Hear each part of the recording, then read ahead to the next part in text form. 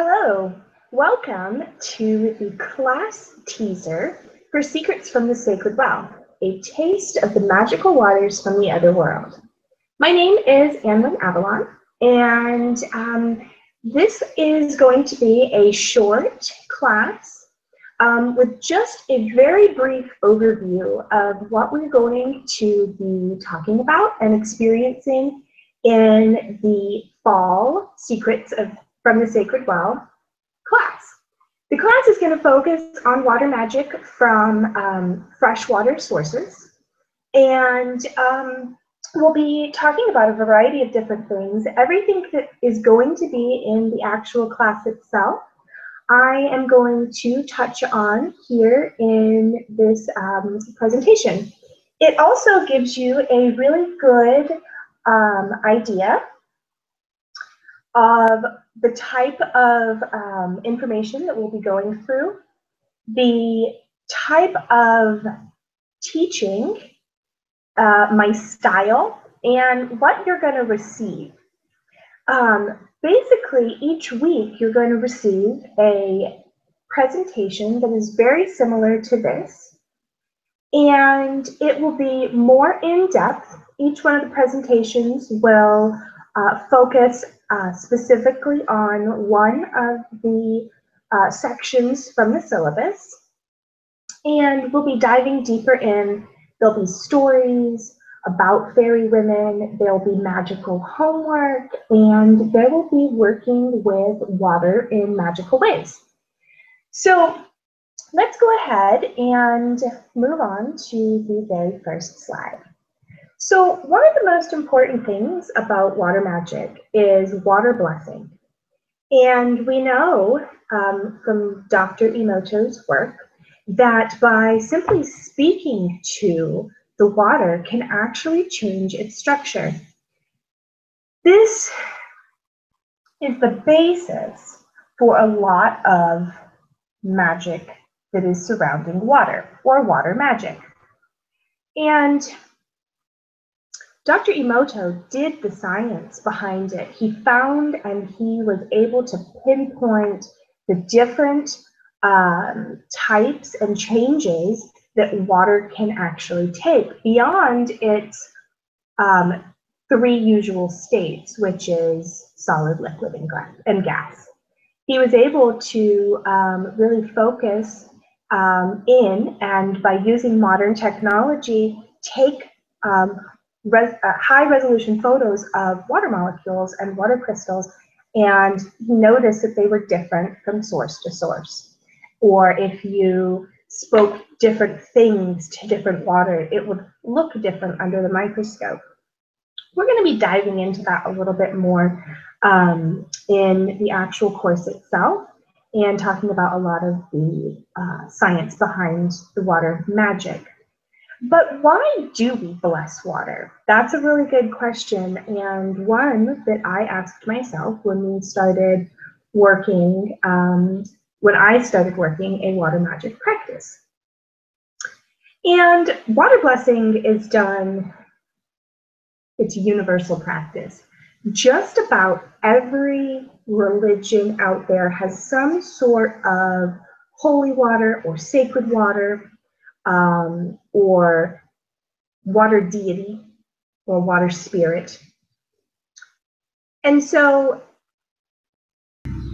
these water magic practices that have gone on throughout time and space, throughout our planet, have really, man, they have been going since, before the Greeks and Romans. There are sacred wells, there are spirits that are attached to certain water sources, and there's many mythologies, folklores, and histories that surround water and blessing the water, or practices of blessed water or using sacred and blessed waters. Some locations are already considered sacred and blessed, so the water doesn't need to be blessed, it just needs to be gathered and used.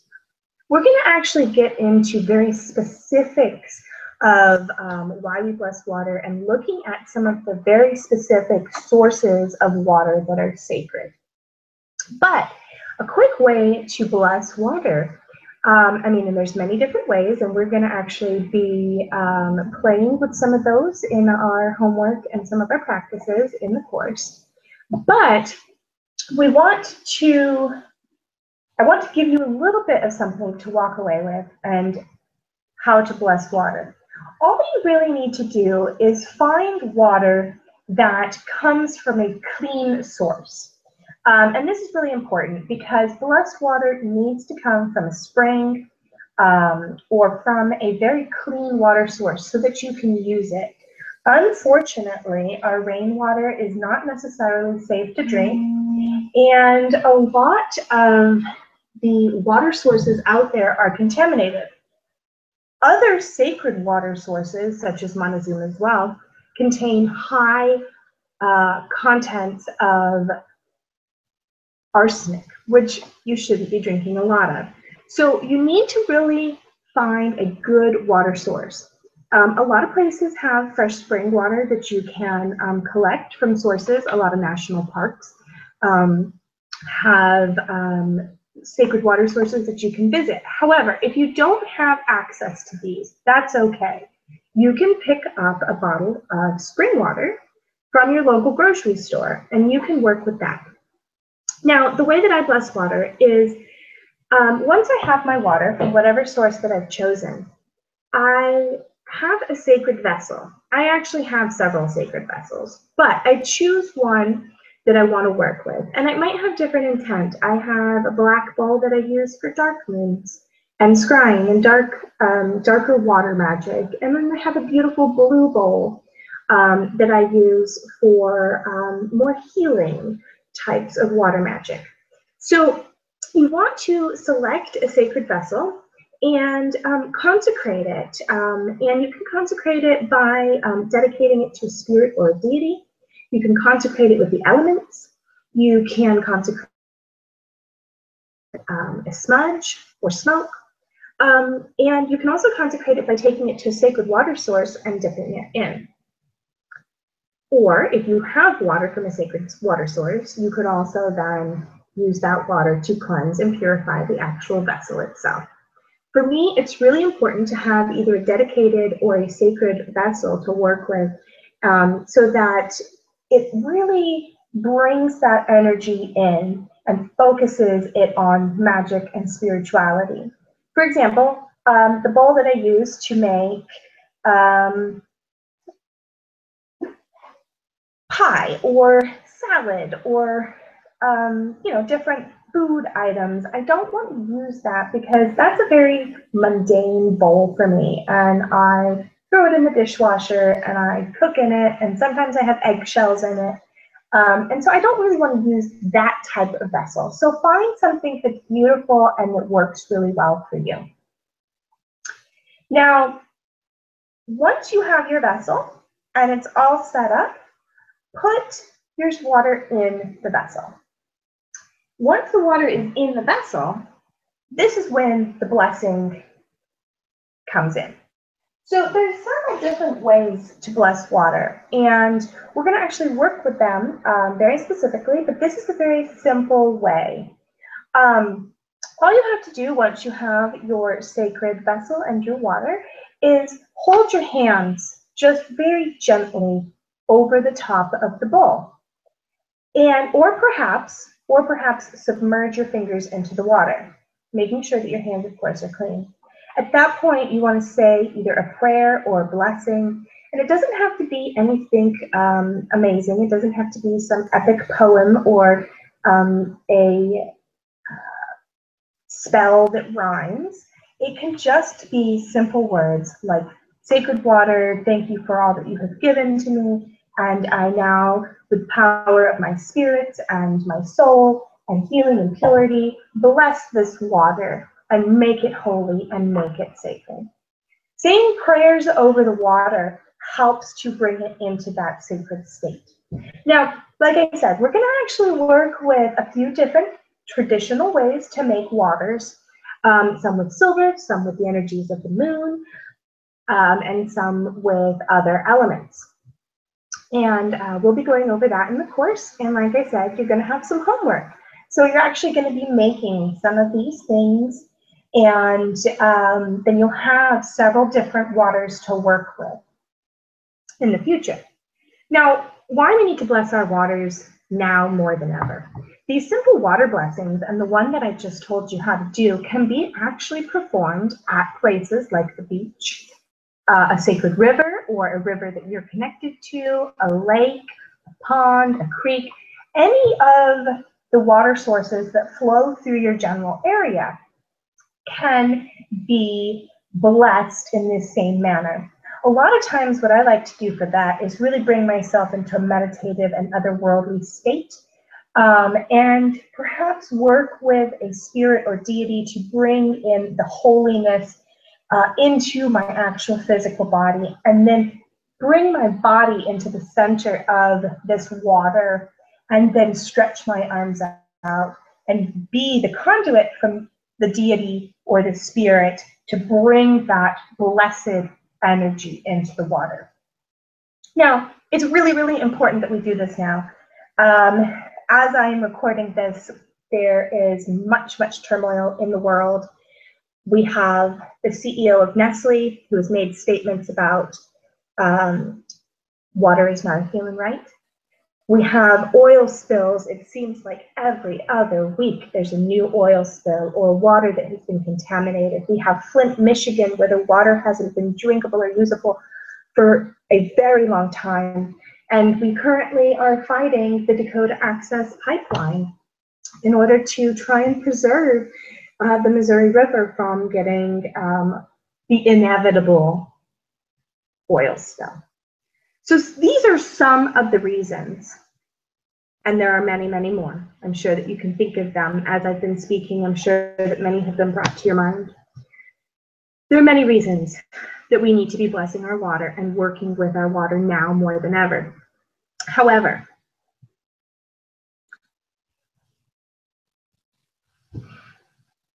sorry, I get a little bit angry. So we need to be working with this now more than ever, because water is life. We are made up of a huge amount, 67, 80% of water. That means that we are more water than the rest of us, more water than our organs and bones and skin. And all of that actually has water flowing through it and in it.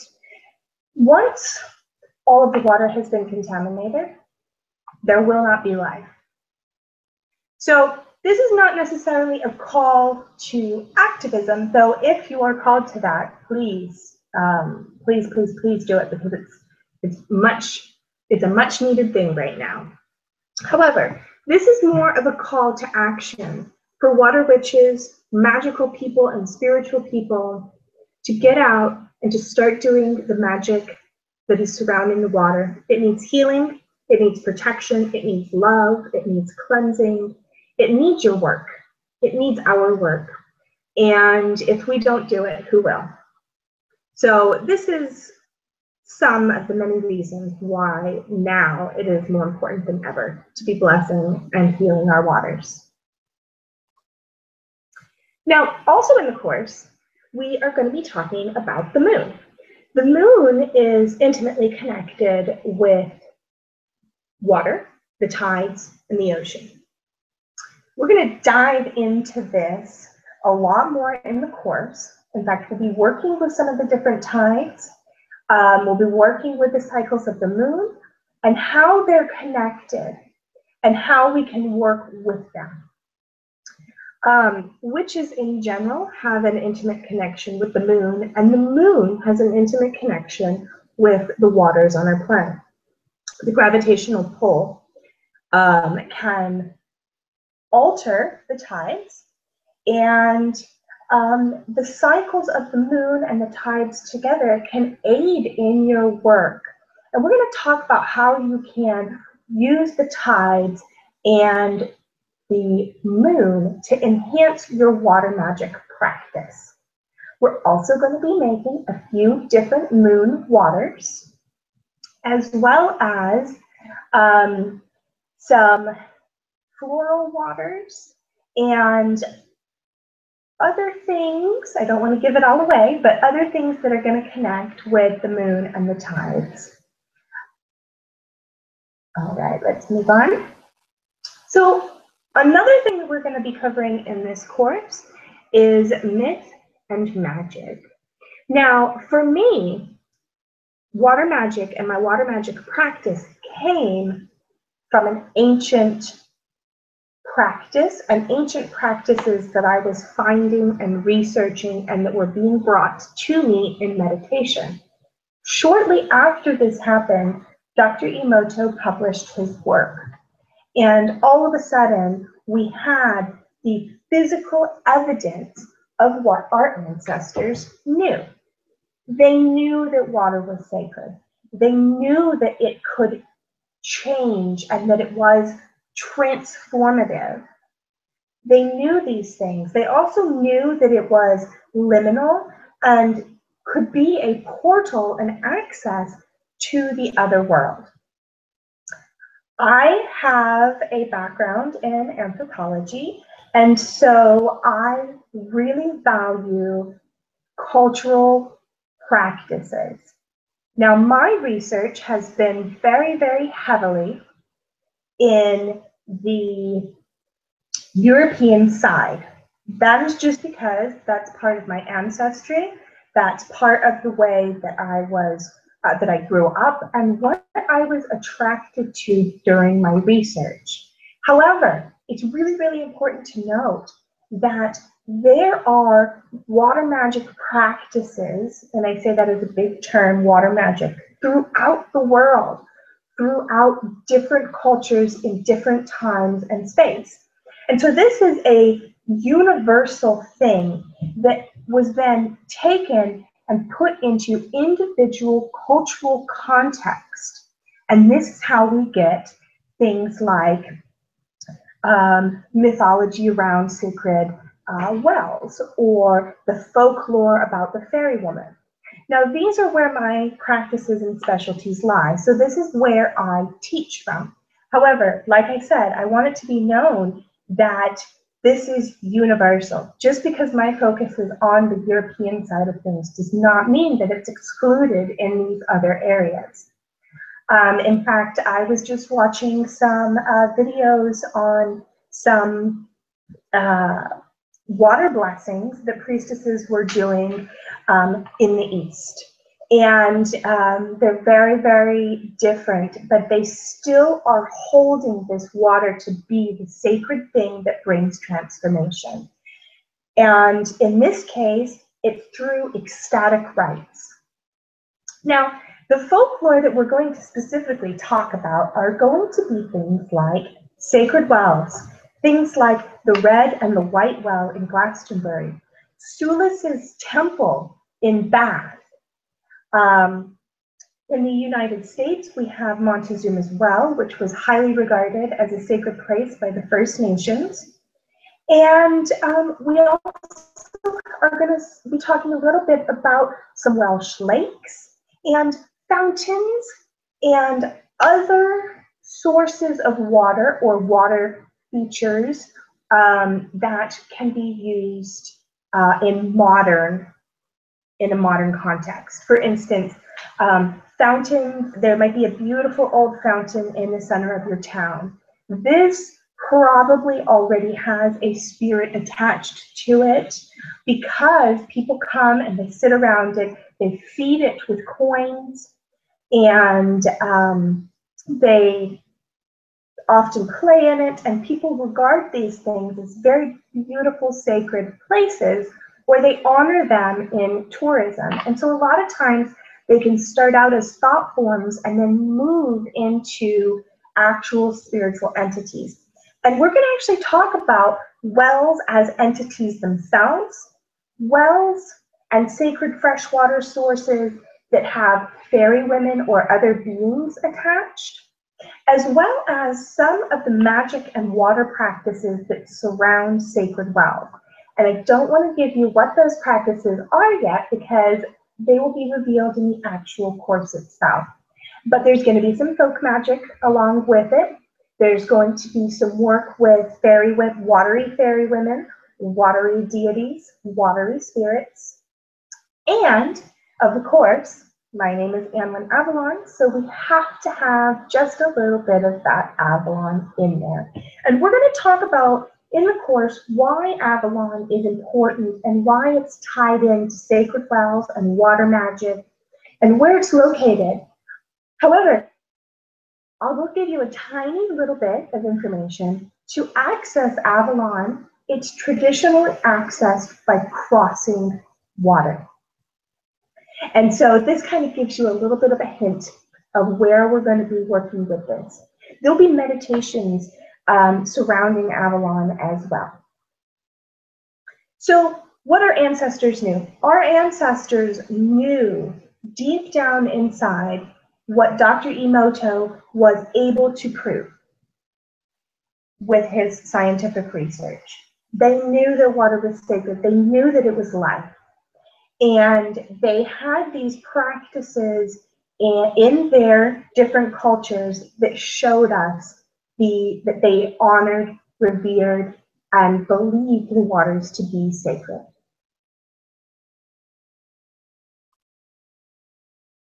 Fountain fairy and well women. I just mentioned a little bit about this, but there are a variety of different spirits that are associated with fountains and wells. And we were going to be discussing and working with Sulis, Melusine, the Lady of Llyn y Fan Fach, Morgan Le Fay, the Nine Maidens, and some saints. Now the saints might surprise you, but during the fall of paganism and the rise of Christianity, there's a lot of tales and stories about young women or saintly women who did miraculous acts and had water or wells spring up at their feet.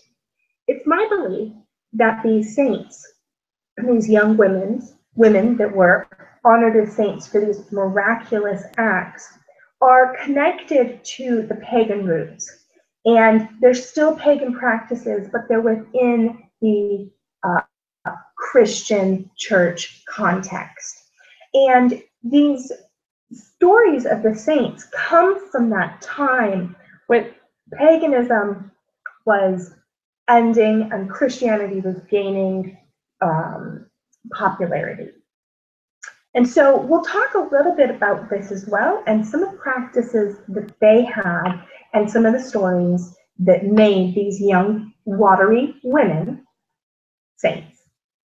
Now the Nine Maidens, there are a lot of Nine Maiden groups, and we're going to be talking a little bit about those as well. Morgan Le Fay is connected to Avalon, and we'll be talking about that as well. So is Melusine. Now, Sulis is not connected to Avalon, but she is a local spirit that is that her local temple is located very close to where many people believe modern day Avalon to be, which is in Glastonbury. Sulis and her temple are in Bath. It's about an hour-and-a-half drive. Now, the Lady of Llyn y Fan Fach, she doesn't actually work with a well or is associated with a well or fount, but she is associated with a glacial lake, which in her story is believed to actually have a beautiful garden underneath.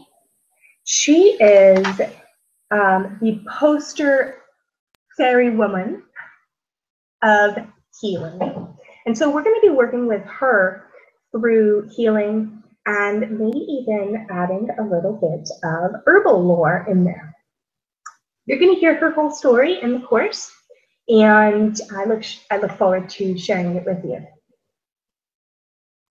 So I hope that you have enjoyed just this mini class. I hope that you have gotten just a little bit of information, and I hope that you're very excited to be joining me, and I hope that you realize that this is just a teeny tiny teaser and that you're going to learn so much information. I also love to give homework, and while it won't be mandatory, you will be going away from each week with some homework and things that you can do at home. Just a reminder, topics that will be covered are going to be sacred wells. With these sacred wells, we're going to talk about some of the trees and sacred trees that are associated with these wells. They are intimately connected, and there are specific trees that have specific lore that are associated with many of the different wells, especially in the UK. We're also going to be talking about fountain fairy and well women and how we can work with them through spirit work. We're going to talk about those moon waters and working with the cycles of the moon and the tides. You're going to actually start your own book of tides or book of shadows, depending on what you want to call it. It was requested, and so we're going to spend some time learning about scrying. There are many different ways to scry, and I have a few tips and tricks that I am looking forward to sharing with you. I also scry with different types of waters, different types of bowls, and oftentimes I add things like plants, inks, mirrors, etc. to work with scrying and opening our mind into and to access visions from the other world.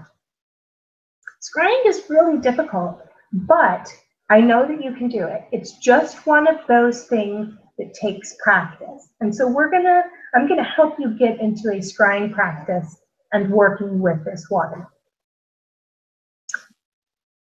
We're also gonna work as an overall theme with water as energy and trying to find balance in a world on fire. Our world, I feel, is burning.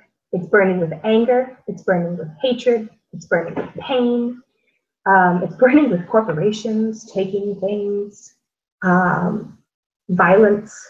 I mean, it's just so much. And so we're going to work with water as a cooling, healing energy to help counteract a lot of the energies that are in our world right now.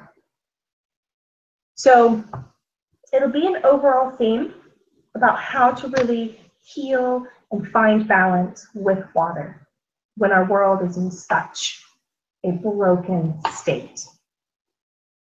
And through this, we're going to work on tending our own sacred waters and our own sacred wells and vessels. And that is really about the self. We are sacred water. We carry around 60 to 80% of water with us every day. And so we're going to work with tending ourselves as a sacred well and a sacred vessel.